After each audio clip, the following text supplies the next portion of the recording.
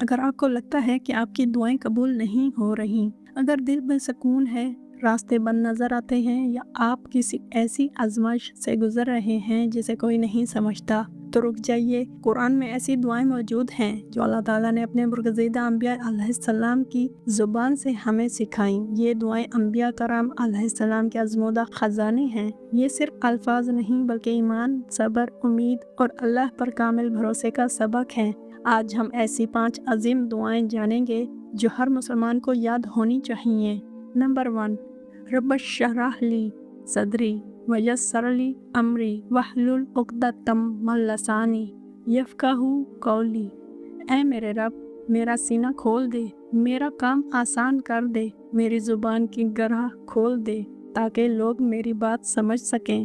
یہ حضرت موسیٰ علیہ السلام کی دعا ہے جب اللہ تعالیٰ نے انہیں فرعون کے پاس دعوت حق پہنچانے کا حکم دیا۔ یہ دعا مشکلات آسان ہونے اور دل و زبان کھلنے کی بہترین دعا ہے۔ اگر آپ کسی امتحان، انٹرویو، پریزنٹیشن یا کسی مشکل گفتگو سے پہلے گھبراہٹ محسوس کرتے ہیں تو یہ دعا پڑھیں۔ یہ دعا ہمیں سکھاتی ہے کہ ہر مشکل کام سے پہلے اللہ ہی سے آسانی مانگنی چاہیے۔ نمبر 2، لا الہ الا انت سبحانک انی کنت من الظالمین۔ تیرے سوا کوئی معبود نہیں، تو ہر عیب سے پاک ہے، بے شک میں ہی ظلم کرنے والوں میں سے تھا۔ یہ حضرت یونس علیہ السلام کی دعا ہے جو انہوں نے مچھلی کے پیٹ میں اندھیروں کے درمیان پڑھی۔ یہ مصیبت، پریشانی اور ہر اندھیرے سے نجات کی عظیم دعا ہے۔ اس کے بعد اللہ تعالیٰ فرماتے ہیں، بس ہم نے انہیں غم سے نجات دی اور اسی طرح ہم ایمان والوں کو نجات دیتے ہیں۔ رسول اللہ صلی اللہ علیہ وآلہ وسلم نے فرمایا کہ ذوالنون کی اس دعا کے ساتھ جو مسلمان اللہ سے دعا کرتا ہے، اللہ اس کی دعا قبول فرماتا ہے۔ نمبر 3، رب ہب لی من لدنک ذریۃ طیبۃ انک سمیع الدعاء۔ اے میرے رب، مجھے اپنی طرف سے پاکیزہ اولاد عطا فرما، بے شک تو دعا سننے والا ہے۔ یہ حضرت زکریا علیہ السلام کی دعا ہے۔ یہ نیک اولاد اور قبولیت دعا کی مبارک دعا ہے۔ حضرت زکریا علیہ السلام نے بڑھاپے میں بھی اللہ سے امید نہیں چھوڑی اور اللہ تعالیٰ نے انہیں حضرت یحییٰ علیہ السلام کی خوشخبری عطا فرمائی۔ یہ دعا ہمیں سکھاتی ہے کہ اللہ کی رحمت سے کبھی مایوس نہیں ہونا چاہیے، چاہے حالات کتنے ہی مشکل کیوں نہ ہوں۔ نمبر 4، انی مسنی الضر وانت ارحم الراحمین۔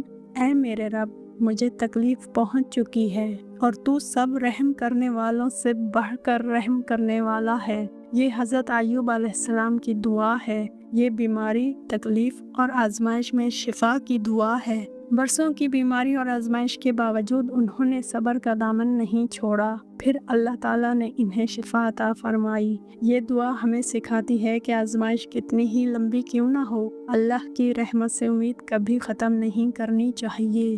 نمبر 5، ربنا آتنا فی الدنیا حسنۃ وفی الآخرۃ حسنۃ وقنا عذاب النار۔ اے ہمارے رب، ہمیں دنیا میں بھی بھلائی عطا فرما، آخرت میں بھی بھلائی عطا فرما اور ہمیں آگ کے عذاب سے بچا۔